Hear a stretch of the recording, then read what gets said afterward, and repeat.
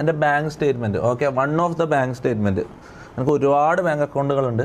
അതിൽ ഈ ഷമീറിൻ്റെ ഇത് നിങ്ങൾക്ക് ക്രോസ് ചെക്ക് ചെയ്യാൻ പറ്റും. ഇന്നലെ ഷമീർ യൂട്യൂബിൽ അക്കൗണ്ട് കാണിച്ചല്ലോ, അതിൽ അക്കൗണ്ട് നമ്പർ നോക്കിയാൽ ഈ അക്കൗണ്ട് ആയിരിക്കും. ഓക്കെ, ഈ അക്കൗണ്ടിലേക്ക് 4 ലക്ഷം രൂപ വന്നെന്നാണ് പറഞ്ഞത്. ഓക്കെ, ഓൻ ലൈവ് ചെയ്ത 3-4 ലക്ഷം രൂപ എൻ്റെയിലേക്ക് വന്നെന്നാണ് ഓൻ പറഞ്ഞത്. ഓക്കെ, ഈ അക്കൗണ്ട്സ് ഇത് വേണമെങ്കിൽ നാളെ ശരത്ത് ലൈവ് ചെയ്യുമ്പോൾ താഴെ ഞാൻ പിൻ ചെയ്തിട്ട് വല്ല PDF ആയിട്ട് ഇപ്പം ഇത് ആഡ് ചെയ്യാൻ വേണ്ടിയിട്ട് പണിയാണ്. ഇതിൻ്റെ ലിങ്കോ അല്ലെങ്കിൽ ഇതിൻ്റെ ഫയലോ ഞാൻ അയച്ചു തരാം. ഓക്കെ, ഇപ്പം ഞാൻ ജസ്റ്റ് ഒന്ന് കാണിക്കാം.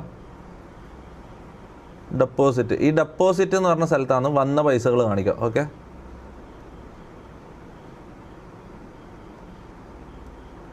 ഓക്കെ, ഈ $486. ഓക്കെ, ഒരു $486, അതായത് 43,000 രൂപ ഒരു പ്രാവശ്യം. പിന്നെ ഞാൻ പറഞ്ഞുതരാം, 29,000.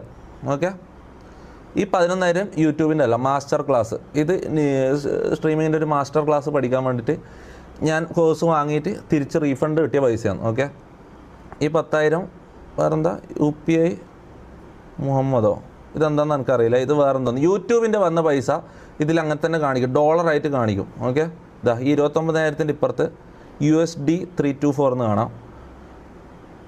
ഈ 43,000 വന്ന സ്ഥലത്ത് USD 486 എന്ന് കാണാം. ഓക്കെ, അതല്ലാണ്ട് ഈ 2 പൈസയാണ് എൻ്റെ ഇതിലേക്ക് വന്നത് അല്ലേ.